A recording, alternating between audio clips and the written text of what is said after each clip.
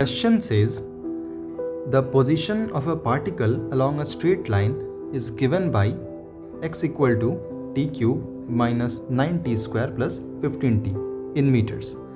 Here t is in second. Okay. Determine its maximum acceleration and maximum velocity during the time interval 0 less than equal to t less than equal to 10 seconds. Okay. तो यहाँ पर हमें given है equation for the position of the particle which is x equal to t cube minus 9t square plus 15t. Okay.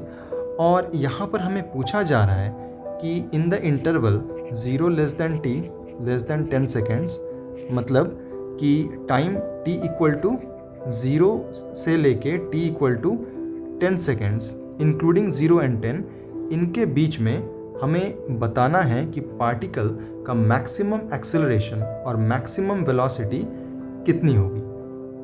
Okay.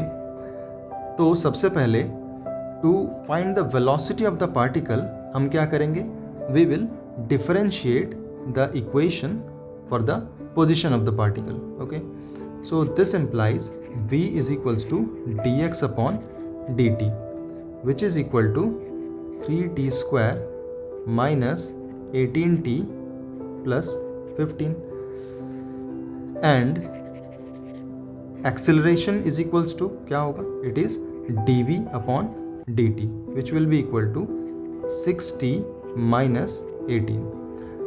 तो अब हमें velocity और acceleration के इक्वेशंस पता चल गए हैं. तो अगर हम मैक्सिमम एक्सेलरेशन फाइंड करना चाहें तो हम इस इक्वेशन में directly interval which is 0 to 10 seconds including 0 and 10 जो मैक्सिमम वैल्यू ऑफ t है उसको अगर पुट कर दें तो हमें मैक्सिमम वैल्यू ऑफ एक्सेलरेशन मिल जाएगा. ऐसा क्यों? क्योंकि अगर आप देखें तो acceleration is a linear function of time, कि जैसे जैसे टाइम आगे बढ़ रहा है वैसे वैसे t के साथ t जैसे जैसे इंक्रीज़ हो रहा है तो एक्सेलरेशन भी वैसे वैसे t के साथ इंक्रीज़ हो रहा है.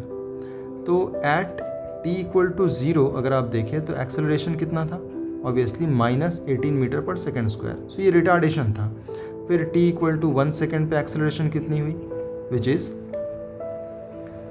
6 minus 18 which is minus 12 metre पर सेकेंड स्क्वायर. तो एक्सेलरेशन इनिशियली रिटार्डेशन था, वो धीरे धीरे रिटार्डेशन घटते हुए द बॉडी स्टार्ट्स एक्सेलरेटिंग. और इसी तरह at t equal to 10 seconds acceleration कितना हो जाएगा, 6 into 10 minus 18 which will be equal to 60 minus 18 and that will be equal to 42 metre पर सेकेंड स्क्वायर. ओके. तो हमें मैक्सिमम एक्सेलरेशन जो इस गिवन इंटरवल ऑफ टाइम में है वो तो हमें पता चल गया, विच इज़ 42 मीटर पर सेकेंड स्क्वायर. नाउ अब हमें पता करना है कि मैक्सिमम वेलोसिटी कितनी होगी. वैसे अगर हम ऑप्शन में देखें तो यहाँ पर 42 मीटर पर सेकेंड स्क्वायर का एक ही ऑप्शन है, तो डेफिनेटली इससे हमें पता चल रहा है कि वेलोसिटी 135 मीटर पर सेकेंड होगा. बट अगर हमें ये फाइंड आउट करना है तो हम कैसे फाइंड आउट करें, चलिए वो देखते हैं. तो the expression of velocity that we got is this one. Okay. So v is equals to 3t square minus 18t plus 15. यही एक्सप्रेशन हमें वेलोसिटी का मिला. ओके. अब सबसे पहले हमें चेक करना पड़ेगा कि क्या इस इंटरवल 0 to 10 सेकेंड के बीच में बॉडी यू टर्न ले रही है या नहीं. So to find weather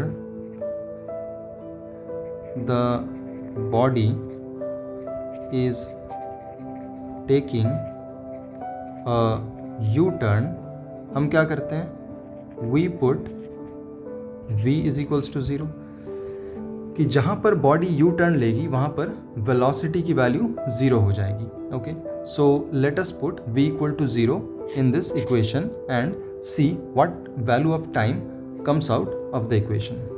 so this implies 3t square minus 18t plus 15 is equals to 0, जिसे हम लिख सकते हैं T square minus 60 plus 5 is equals to 0. This implies T square minus 5t minus T plus 5 is equals to 0. This implies, अब t को common ले अगर तो t इंटू टी माइनस 5 और -1 यहाँ से अगर कॉमन ले तो ये हो जाएगा t minus 5 which is equal to 0. अब इनमें हम t माइनस 5 को कॉमन ले लेते हैं तो हमें मिलेगा t minus 1 in multiplication which will be equal to 0. So therefore t can be equal to 5 second और t can be equal to 1 second. Okay, it means कि t इक्वल टू 1 सेकेंड पे और t इक्वल टू 5 सेकेंड पे जो body है वो U turn ले रही है. ओके, सो इट मीन्स अगर हम एक वन डायमेंशनल मैप प्लॉट करें, क्योंकि क्वेश्चन में हमें कहा जा रहा है कि द पार्टिकल अलोंग और the particle is moving along a straight line, तो पार्टिकल जो है वो एक स्ट्रेट लाइन में ही मूव कर रही है.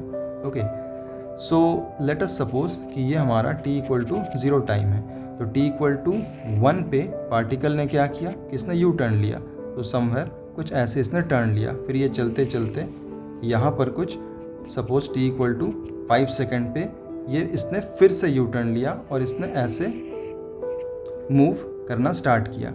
अब ये जो डायग्राम मैंने बनाया है ये ऑब्वियसली आपको 2 डायमेंशनल लग सकता है, बट एक्चुअली ये 1 डायमेंशनल मोशन ही है. ओके, बस ये क्लैरिटी के लिए मैंने इसको अलग अलग लाइंस में ड्रॉ किया है. तो इट मीन्स कि आफ्टर 5 सेकेंड या फिर from the 5 second till 10 second या फिर उससे फर्दर जितना भी टाइम की वैल्यू इंक्रीज़ होती रहे, जो बॉडी है डायरेक्शन नहीं चेंज कर रही है. बट क्योंकि हमें टाइम इंटरवल 0 to 10 सेकेंड के बीच में ही, इंक्लूडिंग 0 and 10, इसके बीच में ही मैक्सिमम वेलोसिटी को फाइंड आउट करना है, तो देयरफॉर अगर हम इस एक्सप्रेशन में for the velocity which is this one कि v equal to 3t square minus 18t plus 15, इसमें अगर हम t इक्वल टू 10 रखते हैं तो जो वेलोसिटी की वैल्यू हमें मिलेगी वो ऑब्वियसली मैक्सिमम होगी उस इंटरवल में. ऐसा क्यों? क्योंकि t इक्वल टू 5 के बाद तो direction of the body change ही नहीं हो रही ना. तो t इक्वल टू 5 के बाद velocity of the body it means is continuously increasing. That is why अगर हम t इक्वल टू 10 इसमें पुट करते हैं तो जो वेलोसिटी की वैल्यू हमें मिलेगी वही इस इंटरवल में मैक्सिमम वेलोसिटी की वैल्यू होगी. तो चलिए देखते हैं वो कितना है. So this implies v equal to 3 into 10 square minus 18 into 10 plus 15. This is equal to 300 minus 180 plus 15. 300 minus 180 is 120 plus 15 which is equal to 135 metre पर सेकेंड. ओके, कि जो कि ऑलरेडी हमने इस ऑप्शन में देखा था पहले ही. सो आई होप ये क्वेश्चन और ये कंसेप्ट आपको क्लियर हुआ होगा. Thanks for watching.